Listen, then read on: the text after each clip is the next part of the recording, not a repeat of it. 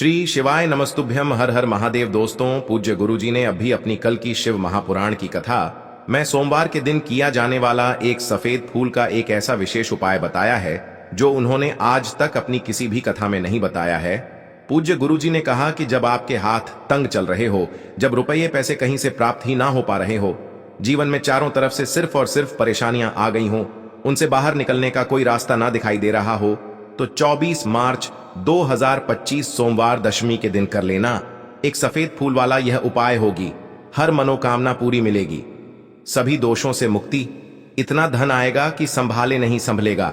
माता लक्ष्मी जी और महादेव जी के आशीर्वाद से पूरे साल धन बरसता रहेगा। दोस्तों, जैसा कि आप सभी लोग जानते हैं कि 24 मार्च 2025 यानी सोमवार को पड़ रही है चैत्र महीने की दशमी तिथि। और दोस्तों, यह वह तिथि है जो चैत्र महीने में पड़ने वाली सबसे बड़ी और चैत्र महीने की पहली दशमी तिथि है, क्योंकि यह सोमवार के दिन पड़ रही है और हमारे हिंदू धर्म में इसका बहुत ही बड़ा और विशेष महत्व होता है। पूज्य गुरुजी ने कहा है कि अगर कभी भी मौका लग जाए और चैत्र महीने की दशमी तिथि सोमवार को पड़ जाए तो आप लोगों को सिर्फ और सिर्फ एक सफेद फूल वाला उपाय तो अवश्य ही करना चाहिए, क्योंकि इन दोनों तिथियों का संयोग बहुत ही कम आता है।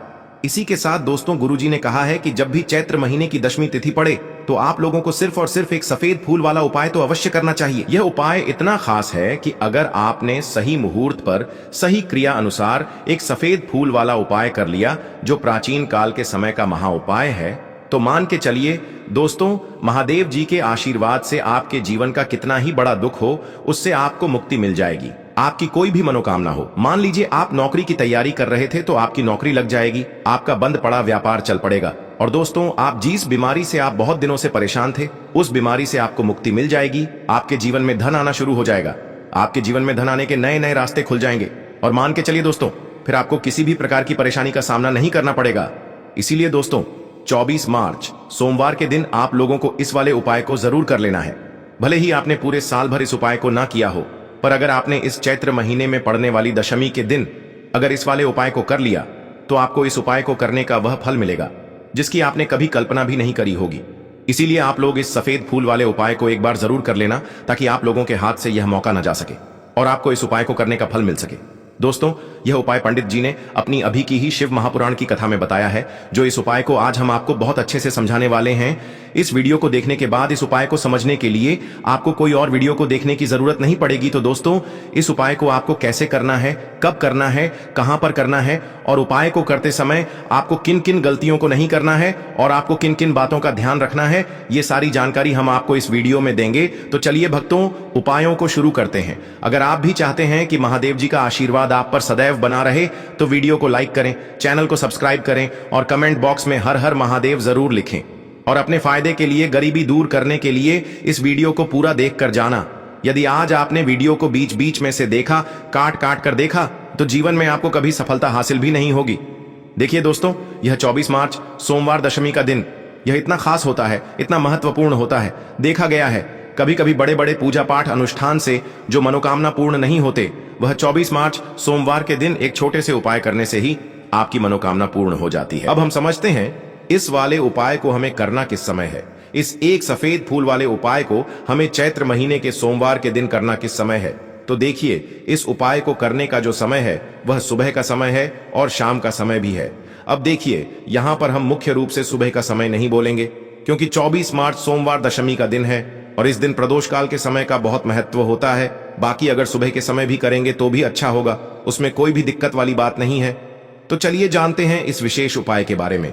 लेकिन उससे पहले एक प्रार्थना, अगर आप इस चैनल पर नए हैं तो आप इस वीडियो को लाइक करें, चैनल को सब्सक्राइब करें और कमेंट बॉक्स में आप अपनी राशि या अपना नाम जरूर डाल दें, क्योंकि हम राशि से जुड़ा भाग्य भी बताते हैं और भाग्य में चल रही परेशानियों को दूर करने के लिए वह आसान से आसान उपाय भी बताते हैं।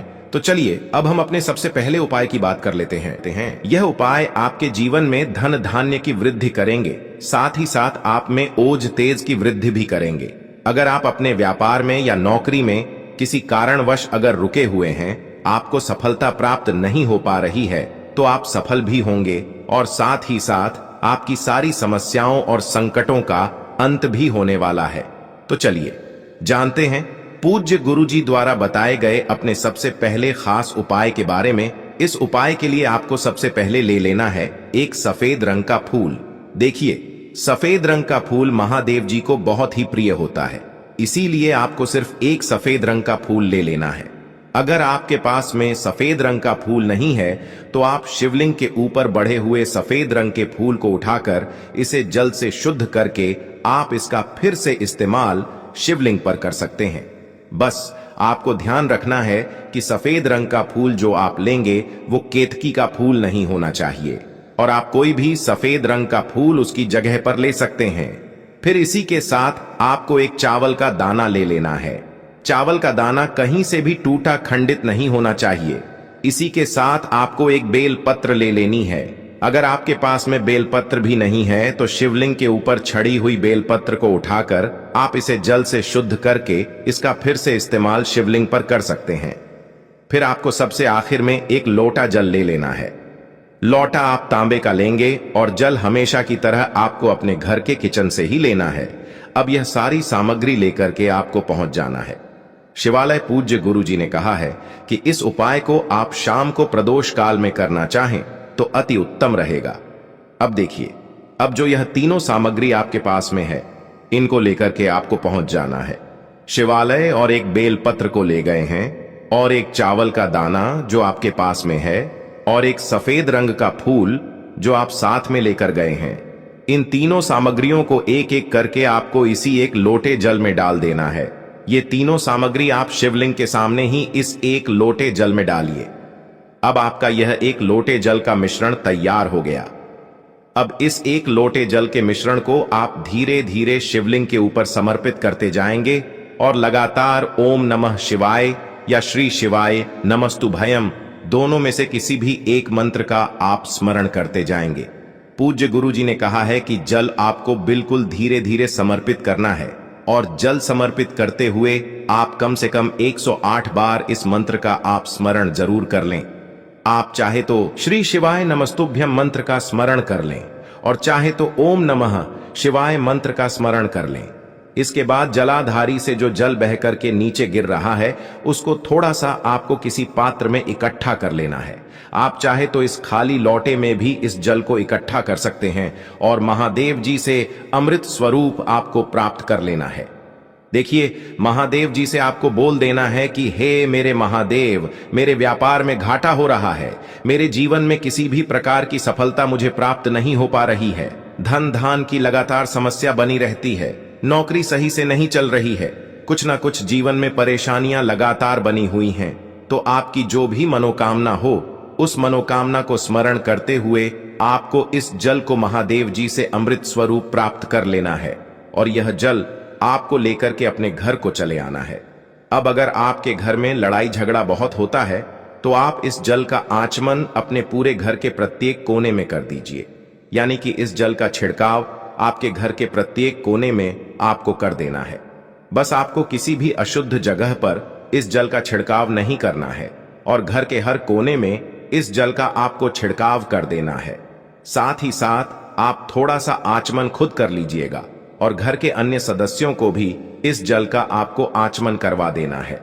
फिर इसी के साथ अगर आप अपने व्यापार में सफलता को प्राप्त करना चाहते हैं, या फिर नौकरी में सफलता को प्राप्त करना चाहते हैं, तो आप जिस भी जगह, या फिर अगर आपके व्यापार में घाटा हो रहा है तो आप इस जल का अपने व्यापार वाली जगह पर इसका छिड़काव भी कर देंगे।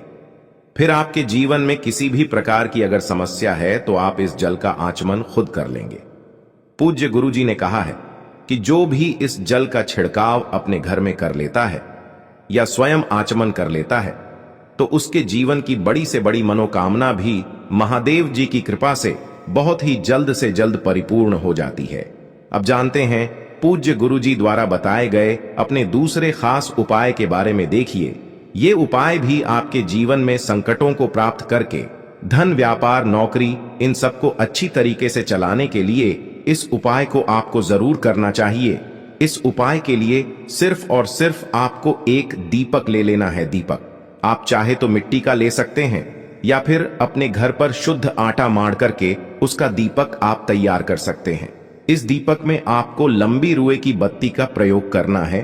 पूज्य गुरु जी ने अपनी शिव महापुराण की कथा में कई बार बताया हुआ है कि लंबी रुए की बत्ती का प्रयोग जब भी हम लोग करते हैं तब हमें अपने जीवन में धन धान की प्राप्ति होती है, हमारे वंश में वृद्धि होती है और हमारे जीवन में तरक्की हमें प्राप्त होना शुरू हो जाती है। आपको लंबी रुए की बत्ती का ही प्रयोग करना है और इस दीपक में आपको घी का इस्तेमाल करना है। आपको शुद्ध देसी घी का ही इस्तेमाल इस दीपक में करना है।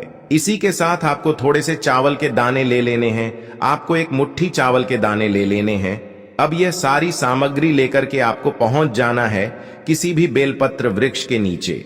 अब देखिए, दीपक जो आप लेकर गए हैं उसको सबसे पहले आप इस बेलपत्र वृक्ष के नीचे आपको रख देना है।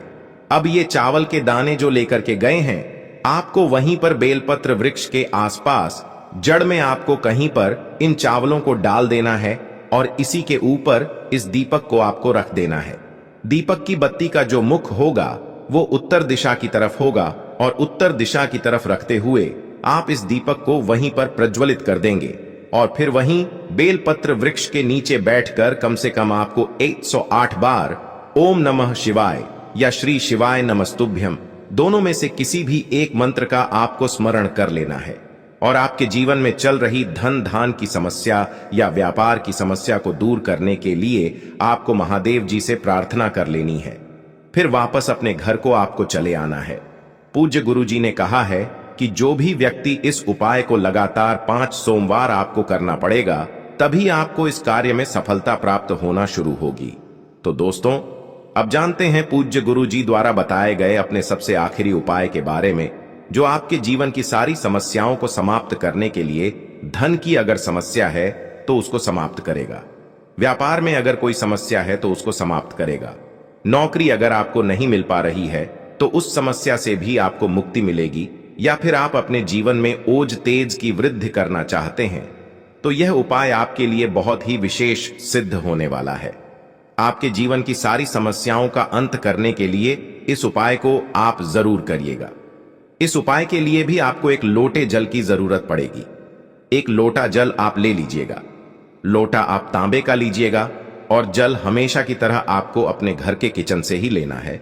फिर इसी के साथ आपको एक हरा साबुत मूंग का दाना ले लेना है। हरा साबुत मूंग का दाना जो होता है, जो खड़ा मूंग कहलाता है, वो आपको एक दाना ले लेना है। फिर इसी के साथ आपको एक चावल का दाना भी ले लेना है। चावल का दाना यानी कि अक्षर। फिर सबसे आखिर में आपको थोड़ा सा गुड़ ले लेना है। गुड़ आप 1 टुकड़ा या 2 टुकड़ा ले सकते हैं। अब ये सारी सामग्री लेकर के आपको पहुंच जाना है शिवालय। इस उपाय को भी आप शाम को प्रदोष काल में या उसके बाद किसी भी समय कर सकते हैं। शिवालय पहुंचने के बाद अब यह सारी सामग्री लेकर के, यानी कि एक गुड़ का टुकड़ा, एक हरा मूंग और एक चावल का दाना, इन सारी सामग्रियों को इस एक लोटे जल में आपको मिला लेना है। अब यह एक लोटे जल का जो मिश्रण तैयार हो गया है, अब शिवलिंग के सामने आपको बैठ जाना है और महादेव जी से अपनी समस्या को दूर करने के लिए सबसे पहले आपको प्रार्थना कर लेनी है।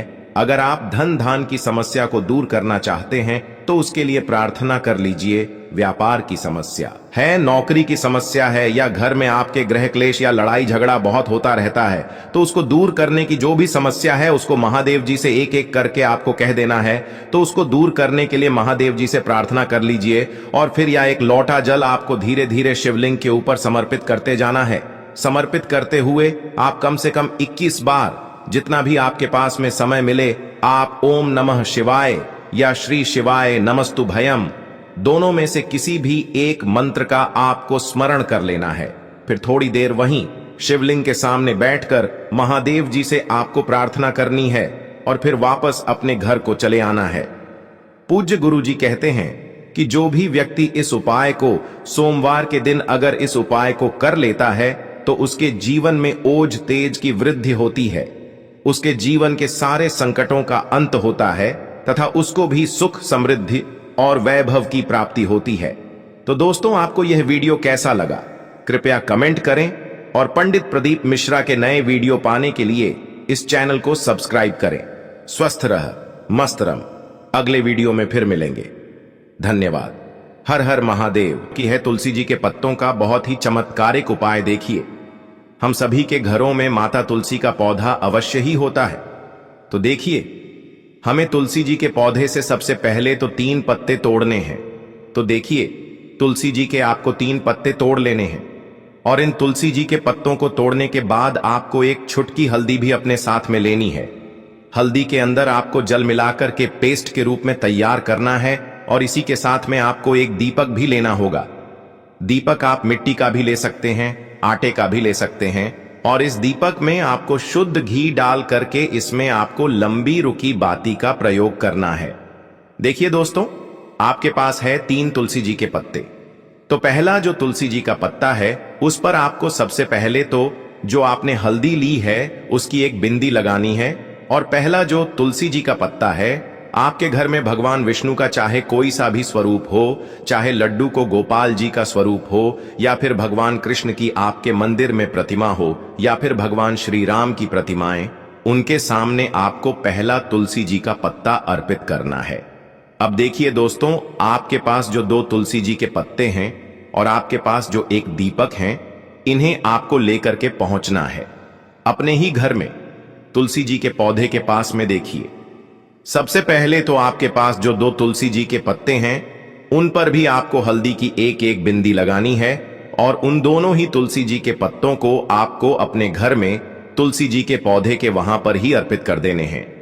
और इस प्रकार से यह दोनों पत्ते भी तुलसी जी के पौधे के पास में अर्पित करने के बाद अंत में जो आपके पास एक लंबी बाती का दीपक है, इसे आपको तुलसी जी के पौधे के पास में ही प्रज्वलित कर देना है। जो भी व्यक्ति अपने ही तुलसी जी के 3 पत्तों का यह उपाय कर लेता है तो उसका परिवार हमेशा खुश रहता है, उसके परिवार में कभी भी कोई भी संकट उत्पन्न नहीं होता है और यदि आपके घर में जो भी ग्रह क्लेश हैं वह भी समाप्त होते हैं। तो इस प्रकार से आपको यह पहला उपाय करना है। अब देखो, इस उपाय के लिए आपको लेना है एक गोल बाती का दीपक। आप चाहें तो मिट्टी का ले सकते हैं या फिर घर से शुद्ध आटा मढ़कर उसका दीपक आप तैयार कर सकते हैं। इसके बाद आपको लेना है शुद्ध गाय का घी। अगर वो नहीं है तो कोई भी देसी घी इस्तेमाल कर सकते हैं जिससे आपको दीपक प्रज्वलित करना है। देखो, अब ये सब सामग्री लेकर आपको जाना है प्रदोष काल में आपके घर पर तुलसी जी के घेरे के पास में। देखो, ये उपाय तो आपको अवश्य करना है। देखो, वहां पहुंचकर सबसे पहले वो दीपक आपको प्रज्वलित कर देना है और ओम नमो भगवते वासुदेवाय नमः का 11 बार जाप करना है। उसके बाद आपको अपने सीधे हाथ में थोड़ी हल्दी लेकर उस दीपक में अपना नाम और गोत्र बोलते हुए डाल देना है। उसके बाद माता लक्ष्मी से आपको प्रार्थना करना है कि हे महालक्ष्मी, हमारी सभी दुख तकलीफों को दूर करो। हे महादेव, हमारे सब दुख कष्टों को खत्म करो। इस भावना से आपको ये उपाय करना है।